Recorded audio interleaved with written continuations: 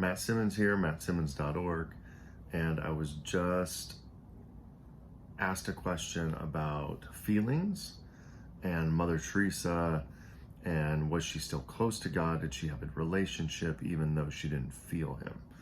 And this brings up a wider question of feelings and what's the place of the feelings in the spiritual life, right? And in our prayer. Because a lot of people say, I don't feel God. I don't feel him. Right? Or I feel him so much, he's so near. And then when we don't feel him, we're basket cases and we're like, oh my God, he's left us, he's gone, so on. Well, there's been a pretty, harsh response to that, which typically comes from men, it seems to me, that feelings don't matter. It doesn't matter whether you feel them. And almost this sort of repression or denial of our feelings in prayer. And that's a reaction from our culture that overplays what feelings are meant to be. Feelings are a part of the human person. They're a component of the human person, and they're to be rightly ordered. It's part of how we receive information. It's part of how we're in relationship is feelings. They're normal and they're a part of how we are. The Catechism says that the passions are not moral in themselves, right? That they're moral dependent upon what they're ordered to. Right? But in themselves, they're just feelings. There's no moral quality to them. It's what are they ordered to and what are they leading us to behaviorally, right? But one of the other things it says is that the passions are the bridge between the higher faculties of the soul and the lower faculties of the soul. And what does that mean? Well, they're both psychological and physiological. And our intellect is one of the higher capacities of the soul. Our body is one of the lower faculties of the soul. We have all kinds of bodily needs, but then we have our reason and our will and everything up here.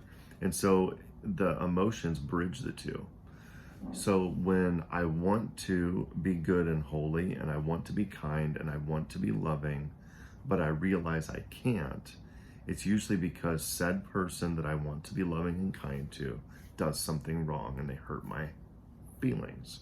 They kink up my emotions, or they touch on something from the past and they bring it forward. Then all of a sudden I want to do good, I want to be loving, I want to be kind, but then I find myself not. That's because kinked emotions bridge our ability to actually do what we know to be correct and we will to be correct, because they're this bridge. This is why therapy is so big right now, is because so many people are emotionally deprived, emotionally damaged, and emotionally kinked up. And because of that, they can't live the life that they want to live, right? And so some people have severe emotional disorders. Some people have severe emotional stuff there.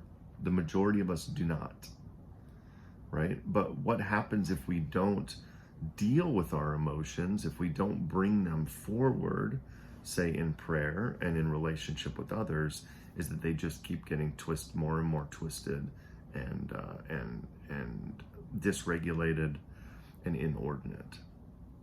And so the place of feelings in our prayer is it's an important place to pray from, because God desires to order our feelings, right?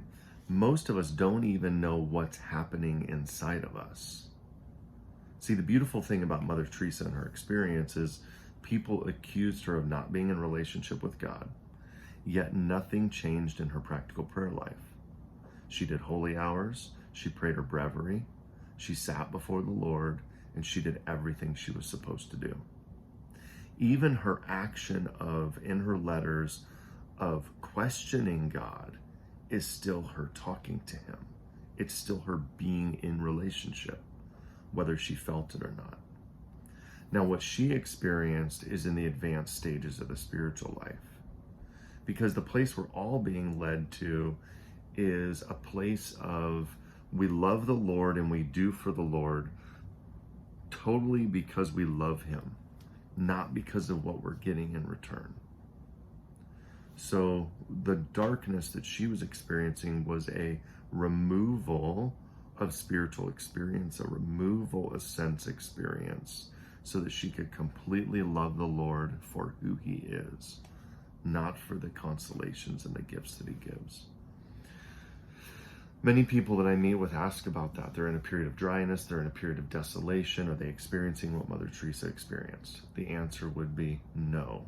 99.99999% of them are not.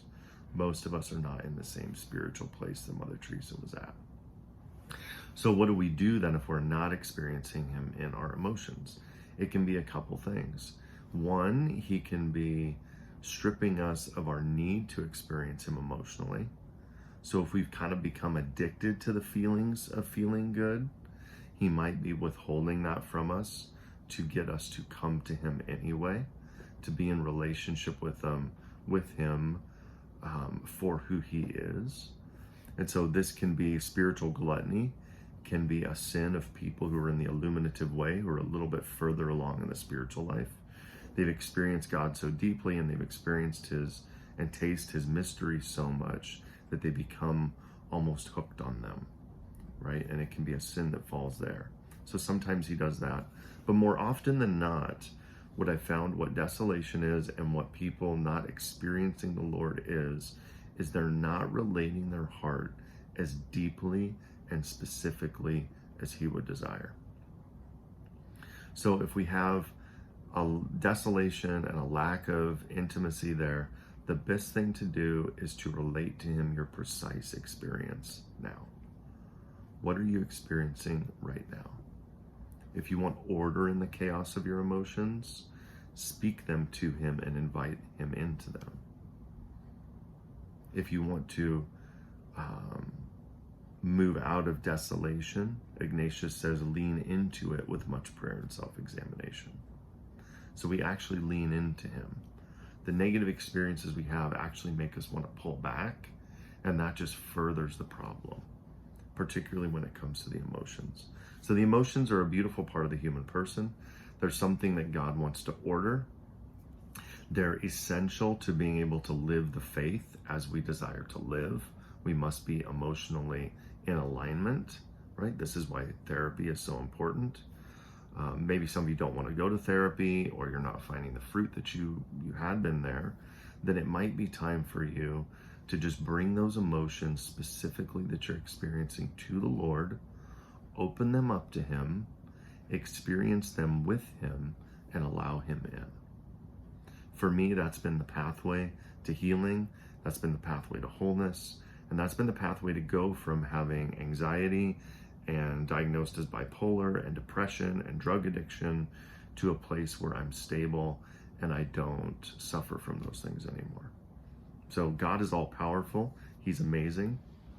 And we just need to bring our hearts to him.